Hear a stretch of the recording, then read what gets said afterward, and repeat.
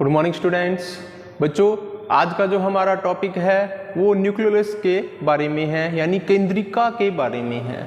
जैसे न्यूक्लियोलस यानी मैंने प्रीवियस क्लास में आपको बताया था कि जो केंद्रक होता है, न्यूक्लियस होता है, न्यूक्लियस के अंदर एक छोटा सा गोलाकार राउंडेड या ओवल शेप की स्ट्रक्चर मिलती है, that is also called as nucleolus. क्या बोलते हैं? केंद्रिका।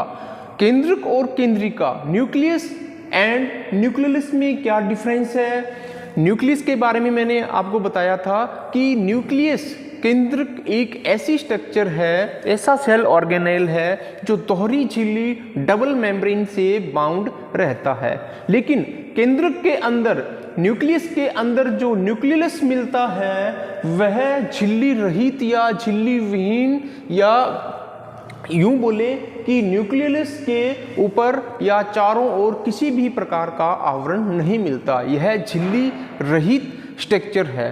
ठीक है, तो केंद्रक और केंद्रिका, न्यूक्लियस एंड न्यूक्लियोलस में क्या डिफरेंस है कि जो न्यूक्लियस है उसके चारों तरफ डबल मेम्ब्रेन दोहरी झिल्ली का आवरण मिलता है, जबकि न्यूक्लियोलस के चारों ओर किसी भी प्रकार की झिल्ली का आवरण नहीं मिलता।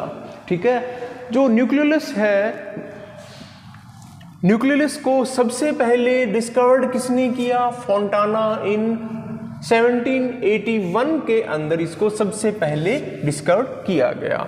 और इसकी अगर स्ट्रक्चर देखें, संरचना देखें, शेप देखें, तो न्यूक्लियस के अंदर जो न्यूक्लियोलस है वो लगभग राउंडेड, गोलाकार, ओवल, अंडाकार, और इसकी जो नेचर है वो कैसी होती है? अम्लीय प्रकृति का होता है, एसिडिक नेचर का होता है।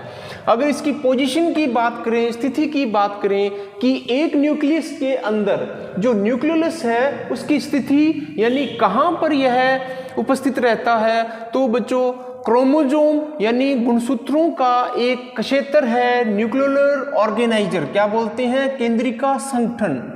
क्रोमोजोम जो गुणसूत्र होते हैं उनमें एक संगठक पाया जाता है जिसको बोलते हैं केंद्रिका संगठक या न्यूक्लियोलर ऑर्गेनाइजर। न्यूक्लियोलर ऑर्गेनाइजर के बिल्कुल पास में जो न्यूक्लियोलस है वो पाया जाता है। ठीक है, तो क्रोमोजोम, जैसे क्रोमोजोम संख्या 13, 14, 15, 21, 22 जो क्रोमोजोम हैं इनमें न्यूक्लियर ऑर्गेनाइजर मिलते हैं। कहने का मतलब है कि क्रोमोजोम, ये जो संख्या वाले जो क्रोमोजोम हैं इनमें न्यूक्लियोलस मिलता है।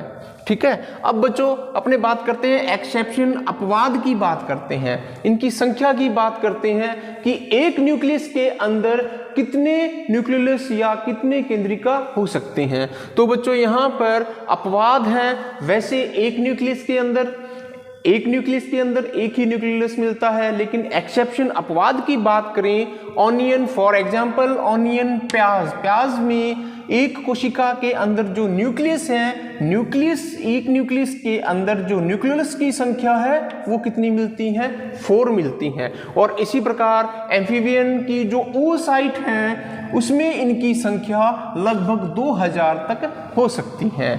ठीक है, केमिकल कंपोजिशन ऑफ न्यूक्लियोलस।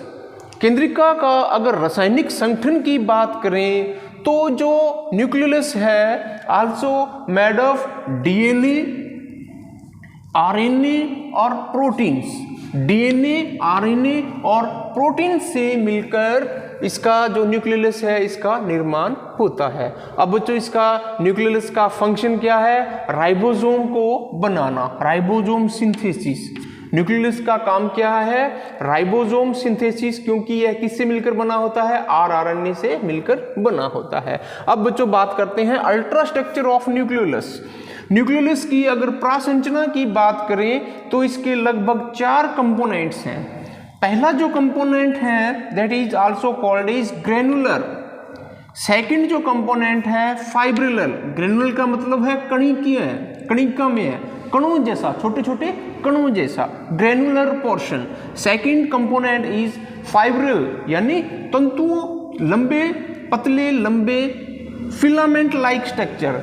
तंतु जैसी संरचना, that is also called as fibril portion. Third जो है वो है पार्स एमोर्फा रेजिन, यह इसका मैट्रिक पोर्शन है जो कि प्रोटीन से मिलकर बना होता है, प्रोटीन से मिलकर बना होता है। और फोर्थ यानी जो लास्ट इसका कंपोनेंट है वो है क्रोमेटिन रेजिन, या इसको क्रोमेटिन नेट भी बोलते हैं, क्रोमेटिन जाल भी इसको बोलते हैं। तो एक जो न्यूक्लियस है उसके 4 अलग अलग पार्ट हो सकते हैं। पहला जो पार्ट है ग्रेनुलर, ग्रेनुलर का मतलब है कणी, छोटे छोटे कणों से मिलकर बनने वाला पोर्शन, ठीक है। जो ग्रेनुलर जो पोर्शन है छोटे छोटे कणों से मिलकर बना होता है, और इन कणों का डायमीटर अगर व्यास की बात करें तो 150 से लेकर लगभग 200 एंगस्ट्रॉम इनका व्यास होता है। और ग्रेनुलर जो पोर्शन है यह प्रोटीन और आरएनए से मिलकर बना होता है। इन दोनों को एक साथ क्या बोलते हैं, राइबो न्यूक्लियो प्रोटीन, शॉर्टकट में इसको आरएनपी बोलते हैं। RNP stand for ribo nucleo protein, यानी प्रोटीन और आरएनए से मिलकर यह बनता है। बच्चों जो इसका ग्रेनुलर पार्ट है न्यूक्लियस का, उसमें प्रोटीन और आरएनए का एक फिक्स रेशो होता है, अनुपात होता है। 2% प्रोटीन होता है और 1% आरएनए होता है, तो 2:1 ये इसका रेशो होता है। ग्रेनुलर जो पोर्शन है, कणिका में जो इसका पोर्शन है, उसको न्यूक्लियर राइबोसोम भी बोलते हैं। क्या बोलते हैं, न्यूक्लियर राइबोसोम, क्योंकि यहाँ से जो राइबोसोम है उनकी उत्पत्ति होती है। अब न्यूक्लियस का जो सेकंड जो कंपोनेंट है that is also called as fibril portion.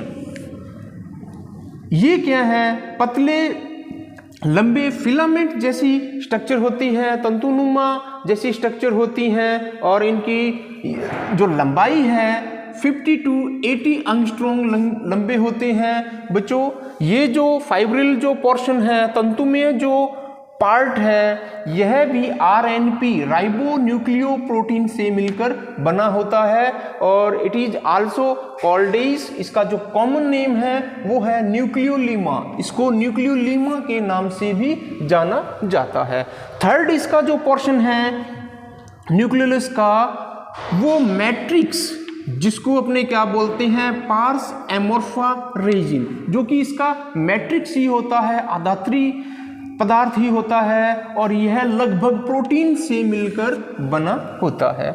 बच्चों इसका जो लास्ट और अंतिम जो कंपोनेंट है वो क्रोमेटिन कशेतर है। क्रोमेटिन कशेतर, क्रोमेटिन नेट भी बोलते हैं। वास्तव में क्रोमेटिन क्या है, वास्तव में क्रोमेटिन क्या है, क्रोमेटिन को क्या बोलते हैं, क्रोमोजोम ही बोलते हैं, गुणसूत्र ही बोलते हैं, ठीक है। और इसकी जो नेचर है वो कैसी होती है, एसिडिक नेचर होती है।